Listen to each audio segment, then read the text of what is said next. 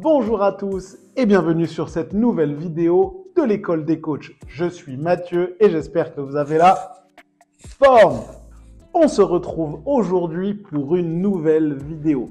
Cette vidéo, elle va traiter du sujet suivant, les avantages et les inconvénients d'ouvrir son propre studio de coaching. Normalement, je n'ai plus besoin de vous faire mon CV.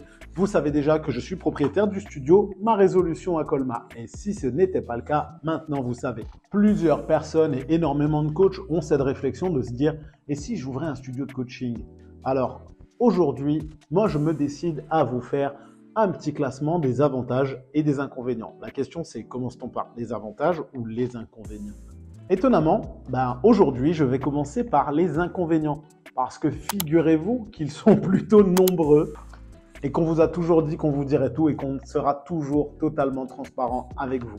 Alors, les inconvénients pour l'ouverture d'un studio de coaching, c'est le premier inconvénient selon moi à l'ouverture de votre studio de coaching, c'est que clairement, vous allez payer beaucoup plus de charges que lorsque vous êtes entrepreneur, micro-entrepreneur, entreprise individuelle, etc. Vous allez payer beaucoup plus de charges. Là, vous êtes en train de tiquer, vous êtes en train de vous dire « Waouh, mais je n'avais pas prévu toutes ces charges. » Eh ouais les gars, et non seulement vous allez payer plus de charges, mais vous allez générer beaucoup plus de stress. Non seulement la charge mentale, elle va être multipliée par 5, par 10, par 15, par 20, parce que là, on parle de gestion d'énormément de choses. Avant, vous deviez gérer vos clients et développer votre portefeuille client et la rétention de vos clients. Ici, la charge mentale, c'est gérer toute votre entreprise. Donc, la comptabilité de votre entreprise. Même si vous avez un comptable, vous avez énormément de choses à gérer pour avoir une comptabilité qui soit transparente. Vous allez avoir toute la gestion de votre entreprise, la prospection, parce qu'il va vous falloir des nouveaux prospects, gérer la fidélisation de vos clients. En plus de ça, gérer les résiliations de vos clients. Et en plus de ça, il va falloir gérer la rétention de vos clients. Il va falloir aller le chercher, l'inscrire, le faire rester, l'empêcher de résilier et le faire rester le plus longtemps possible pour qu'il vous rapporte de l'argent le plus longtemps possible. Ça vous fait peur? Rajoutez encore le marketing, la communication, le ménage si vous n'avez pas quelqu'un pour faire tout ça. Ça donne tout de suite quelque chose de très, très gros. Donc, quand on vous dit plus de stress, c'est vraiment plus de stress. Regardez bien ça là, vous voyez tout ça? Les premiers poils blancs, je ne les avais pas avant d'ouvrir mon studio. Ça fait peur, hein? On a dit plus de stress? Eh bien attendez, plus de stress, mais moins d'argent. Moins d'argent, pourquoi? Parce qu'au départ, vous avez un investissement de base. En général, vous allez faire un prêt, ne serait-ce que pour le matériel, pour les travaux. Vous allez avoir un prêt relais pour payer la TVA. Et tout ça, il faut le financer. Et au départ, peut-être que vous ne pourrez pas vous dégager un salaire parce qu'on l'a vu tout à l'heure, les charges, elles sont beaucoup plus importantes. Lorsque tu dois sortir 6 000 € pour pouvoir tout payer, il faut encore pouvoir avoir plus d'argent pour te payer. Et il est peut-être là le problème. Au départ, prévoyez aussi d'avoir un petit matelas confortable parce qu'il peut arriver que vous ne vous versiez pas de salaire pendant quelques mois. Moi, je sais que je ne me suis pas versé de salaire pendant les 6 premiers mois de mon activité. Et ouais, ça fait beaucoup. Et un des points à ne surtout pas négliger, c'est également que l'organisation de ta vie perso, elle va être beaucoup plus compliquée. Ne serait-ce que pour poser des rendez-vous, un rendez-vous médical ou aller faire ton contrôle technique ou réussir à obtenir un rendez-vous, tu es blessé, aller chez le kiné, aller chez l'ostéo, tu te sens un peu malade, aller chez le médecin, ça va être beaucoup plus difficile parce que tu vas passer plus de temps au sein de ton studio, forcément. Et qui dit beaucoup plus de temps au sein de ton studio, dit moins de temps avec ta famille, moins de temps avec ta femme, moins de temps avec ton mari, moins de temps avec tes enfants, avec ton chien, moins de temps avec tes amis. Ce qui fait que ça peut aussi générer une certaine animosité de l'autre côté, ce qui est tout à fait normal. Donc, il va falloir être capable de concilier la vie pro et la vie perso. Et avoir un conjoint ou une conjointe qui soit vraiment compréhensif pour que ça puisse se passer au mieux. Les premières années d'activité, c'est pas facile et ça a séparé plus d'un couple. Donc faites attention à ça, c'est vraiment très important de savoir gérer et de communiquer avec votre partenaire parce que ça peut engendrer beaucoup de tensions. Et on a dit moins de temps pour les rendez-vous perso. Et en plus de ça, la difficulté du truc, c'est que dans l'organisation de votre vie perso, vous devenez un personnage public. Les gens sont censés vous connaître. Si votre communication elle est bien faite, les gens vont vous connaître de plus en plus. Vous allez vous promener avec vos petits logos, avec vos petits t-shirts, vos petits polos, etc. Et grâce à votre communication, vous allez être connu. Donc en étant un personnage public, on ne peut plus faire n'importe quoi en public. C'est-à-dire que dans les bars, lorsque vous êtes bourré, les gens ils vont le voir. Eh, mais c'est pas toi qui as le studio machin là. Mais pourquoi tu bois de l'alcool? Mais pourquoi t'es bourré? Mais pourquoi tu te bats? Donc attention, pas de bagarre, pas d'insultes. Ça va être très important d'être vraiment très très carré. Vous êtes professionnel, vous êtes coach sportif à l'intérieur de votre studio, mais en dehors. Parce que vous êtes un personnage public et très rapidement, les gens ils vont assimiler votre personnage public à l'endroit dans lequel vous travaillez, qui est votre structure. Donc si vous vous bagarrez, ou que vous êtes bourré, ou que vous pissez sur la vitrine d'un commerçant avec votre joli logo ici, ça va très rapidement jaser. Donc attention à ça également. Mais tranquille, tranquille, n'oubliez pas, il y a des mauvais côtés, mais il y a des bons côtés. Les bons côtés, je vais vous en donner quelques-uns. Après, ça, c'est au ressenti de chacun et c'est en fonction de votre volonté à vous. Pourquoi déjà vous voulez ouvrir votre studio? C'est important de vous poser la question. Donc maintenant, moi, je vais vous citer, selon moi, les gros avantages qu'il y a à ouvrir votre propre studio de coaching. Outre l'URSSAF que vous avez l'habitude de payer, rajoutez à ça le CFE que vous avez normalement jusqu'à maintenant esquivé, c'est-à-dire la cotisation foncière des entreprises. Vous l'aviez esquivé, eh ben vous y aurez droit en ouvrant votre studio de coaching sportif. Les impôts, vous les connaissez déjà. L'URSSAF, vous connaissez déjà.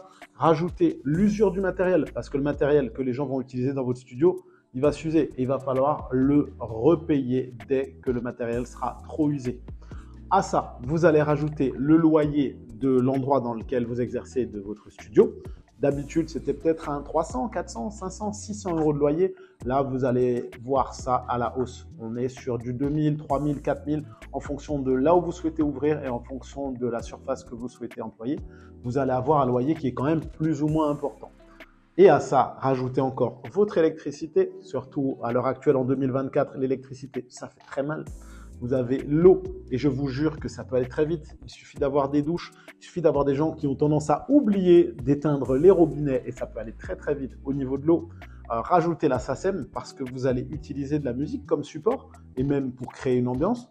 Donc rajoutez la SACEM et la SPRE parce qu'on ne paye pas la SACEM si on ne paye pas la SPRE, SPRE, c'est cadeau bonus.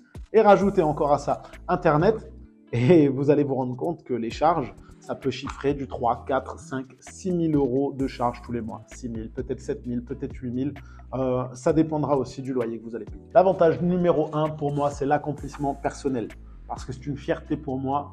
Moi, dans mes valeurs à moi, je sais que la réussite, c'est important. Et là, une réussite sociale et professionnelle, c'est quelque chose qui est très important pour moi. Donc, la première des choses, le plus gros des avantages pour moi, c'est l'accomplissement personnel. D'être capable de me dire, je suis chef d'entreprise, je suis chef de mon entreprise que j'ai créée de A à Z. J'ai des gens qui viennent chez moi, qui viennent travailler avec moi, pour moi. C'est vraiment, pour moi, la plus grosse des fiertés, c'est l'accomplissement personnel. Après ça, bien évidemment, ça engage que moi, si tu n'es pas entrepreneur dans l'âme, bon, déjà, arrête de regarder cette vidéo puisqu'elle ne te sert strictement à rien. Mais si tu n'es pas entrepreneur dans l'âme, logiquement, tu n'as même pas commencé à être auto-entrepreneur à la base. Tu n'as même pas fait ça. Tu es déjà dans le salariat. Donc, théoriquement, je m'adresse que à des gens qui recherchent l'accomplissement personnel. Donc, elle est là, la première chose la plus importante et la plus grande des réussites. C'est ça, l'accomplissement personnel. C'est le plus gros des avantages. Deuxième avantage, je dirais que c'est le fait de ne pas avoir de patron. Tu es ton propre patron. Bon, c'est vrai que tu me diras, ton patron, il est chiant. Parce que quand tu es malade et que tu as ton studio de coaching, ton patron, il te force à aller travailler. Puisque c'est toi-même que si tu ne vas pas bosser, il n'y a pas de pognon qui rentre. Donc, pas de patron sur le dos, ça veut dire que tout ce que tu fais, tu le fais pour toi. Toutes les heures sup que tu fais, c'est pour toi, pour ton business, pour ton activité, pour les sous-sous dans la poche. Et ça, c'est maxi important. Donc, pas de patron, c'est vraiment comprendre que seul le ciel est la limite. Tout ce que tu vas faire et tout ce que tu vas donner, c'est pour ta boîte et pour plus tard. Et justement, on a parlé d'argent. Le but, c'est ça aussi, de gagner réellement et correctement sa vie. C'est d'avoir suffisamment d'argent qui rentre pour être à l'abri et en sécurité. Que les charges se payent toutes seules, que tout fonctionne d'une manière parfaitement organisée et que ça continue de rentrer, mais que ça ne rentre pas par petites sommes, mais que ça commence à vraiment rentrer, que l'argent rentre et vous gagnez correctement votre vie en faisant du coaching, en faisant ce que vous aimez, grâce à votre propre société, votre accomplissement personnel et surtout en faisant beaucoup moins normalement si vous êtes organisé de la meilleure des manières. Et on a un dernier avantage. Là encore, on est dans la projection pour des entrepreneurs, c'est la possibilité de développement. C'est un très bel avantage de se dire, OK, mon studio il fonctionne tellement bien que je vais développer, je vais en ouvrir un deuxième. Je vais ouvrir des nouvelles activités, je vais proposer des nouvelles activités dans mon studio. Je vais l'agrandir, je vais le franchiser. Ce développement, cette possibilité de développement, elle est infinie parce que, encore une fois, seul le ciel est la limite. Vous ne savez pas où vous vous trouverez demain, après-demain, dans 5 ans, dans 10 ans. Voyez grand, voyez beau, voyez dès le départ la standardisation de l'ouverture de vos studios et à ce moment-là, ça vous permettra de le recréer à l'infini. Si vous avez réussi à le faire une fois, je suis sûr que vous arriverez à le faire 2, 4, peut-être 10 fois même. Sauf si vous avez eu trop de cheveux blancs, moins de patience et beaucoup plus de stress. Donc, il y a beaucoup d'inconvénients, c'est sûr. Mais lorsqu'on pèse un petit peu dans la balance, on se dit que les avantages, il y en a vraiment beaucoup aussi et qui sont peut-être plus importants. Maintenant, encore une fois, tout est une question de personnalité, tout est une question de point de vue. Donc peut-être que ça peut vous faire peur, peut-être que ça peut vous donner envie. L'objectif de cette vidéo, c'est vraiment d'être parfaitement transparent, de vous apporter mon ressenti à moi qui ai vécu cette expérience pour vous dire comment je me sens, quels sont selon moi les avantages et les inconvénients. Et maintenant que vous en savez plus, n'hésitez pas à me le dire en commentaire. Qu'est-ce que vous allez faire? Est-ce que ça vous chauffe? Est-ce que vous avez envie de rester salarié? Est-ce que vous voulez rester auto-entrepreneur dans une salle et payer un loyer à une salle? Qu'est-ce que vous avez décidé de faire? Si vous voulez aller plus loin, peut-être que je vous dirai que très bientôt, l'école des coachs va vous sortir une nouvelle formation pour vous accompagner de A à Z dans la création et dans l'ouverture de votre studio de coaching. Voilà, en tout cas, je ne vous en dis pas plus pour le moment à ce sujet. Motus et bouche cousue, vous en saurez plus quand ça sortira en tout cas.